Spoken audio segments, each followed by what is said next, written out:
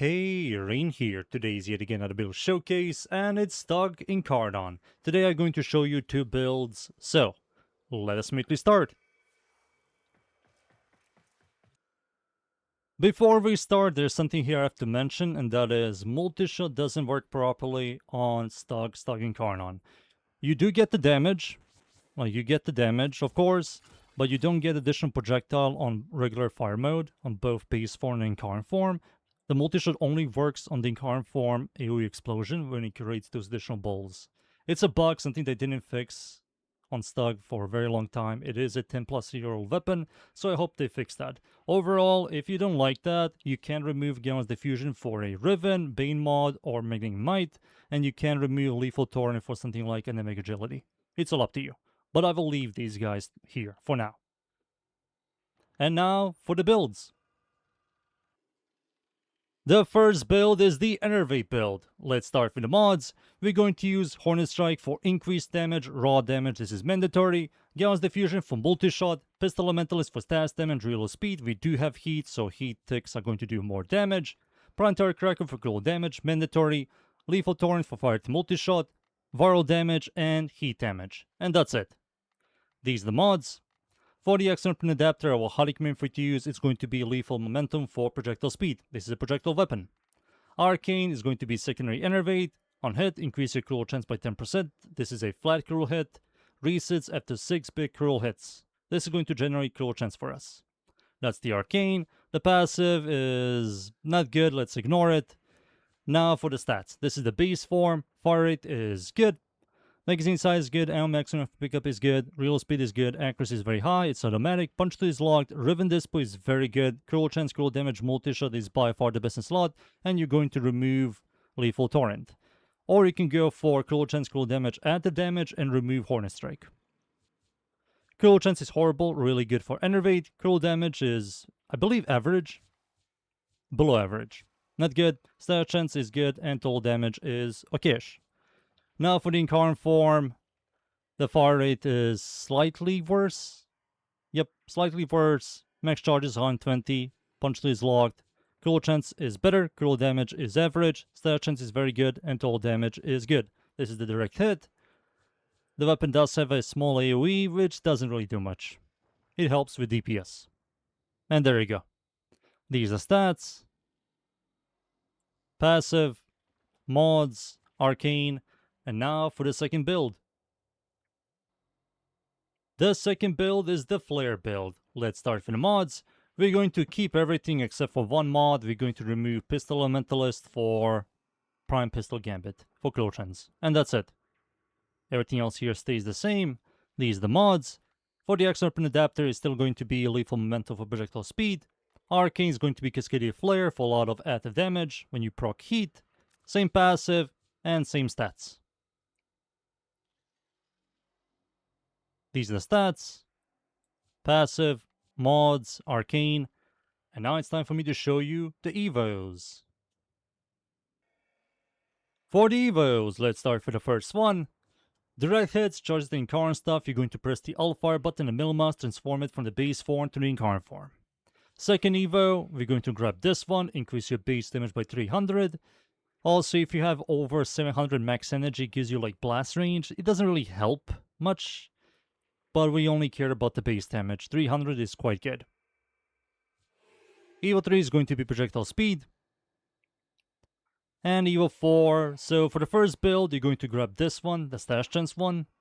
It gives you 40 base stash chance in the Incarn form. That's quite good. For the second build, the Cascadia Flare one, you're going to grab the critical chance, critical damage. And that's it. These are the evos. And now it's time for me to show you these two builds against the units. Alright, let's start. This is the first build, the Enervate build. I'm going to spawn level 205 Steel Path Orc and Build Group dudes. No buffs Armor Strip. First things first, we need to get some charges and some stacks. So at the beginning, nothing special, it's a Stug. Whatever. But once you get some charges and some stack keys, you're going to press the L-Fire button in the middle mouse, transform it from the base form to the Incarn form. And now every time you shoot this thing, the projectile is going to blow up and create additional projectiles. That's going to bounce around and do some damage. When it comes to clearing, it's decent. Single target, not the greatest. You can kill all these generic enemies, but that's it. The weapon also doesn't work with Galvanized Shot because it's a full AoE weapon. So directly hitting enemies, you won't be doing more damage. Galvanized Shot is useless. Let me show you one more time. Pew pew pew pew pew pew. Creates additional balls, they bounce around. They do damage, proc status effects. Beautiful. And there we go. That's the first build. Now for the second one. Change this Evo here for this one. And change the build from Enervate to Flare.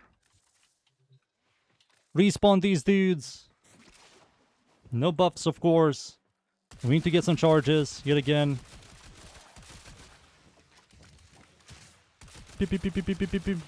There we go. Press the L4 button, the middle mouse, transform it from the base form to Incarn form. Shoot it, creates additional projectiles, and it's going to help us out a lot if we clear. And there we go. That's the second build. And that's it. Those are two builds. Now it's time for me to show you the crit build Cascadia Flare against the Steel Path enemies. So, let's go. And we're in. I'm up against the Corrupted Enemies Mod Survival Steel Path. I'm going to show you this build. The Cascadia Flare build, no buffs, only Reinforced Bond, a companion mod everybody can use. It's not mandatory, it just helps. That's it. The weapon overall performs fine. It's fine. This is the best version of Stug we have ever gotten. And it does like decent damage with a decent clear. Not the greatest single target, of course. But it works. It's like fine. It's fine. I'll also say this is the worst Incarnon from this rotation. Ballistica, Vectis, Obix, and Destreza are much better than this. This is something I will pick the last compared to the first. Because next time you have to wait 9 weeks. And then after that you have to wait another 9 weeks for the last Incarnon. Have fun. It's very memey. I just wished the multi-shot stuff worked. And I will also say the projectile speed doesn't properly work on the explosion. On the bouncing balls. It doesn't work properly. It does increase it by very little, but it's unnoticeable. The weapon also does remind me of a ability from Path of Exile called Spark, where you shoot a bunch of electricity balls that they bounce around. It's like this. But imagine like electricity balls, and they like bounce around and it does like good damage. You can multi-hit and stuff. Both builds are good. If you like the Enervate one, use that one. If you like the Cruel Chance one, this one, use this one. They're both very good. Once you start adding some buffs, they're going to be even better. Eki Boy is here. Finally. Alright, Eki Boy. Beep, beep, beep, beep, beep. Goodbye. He dead. That was the Eki Boy. And I believe you guys seen enough. Time for me to leave, boys. And be right back. And there you go. Stug Incarnon is fine. It works. If you like these style of weapons, go for it. It's absolutely fine. That's the weapon in the builds. I hope you guys enjoy the builds.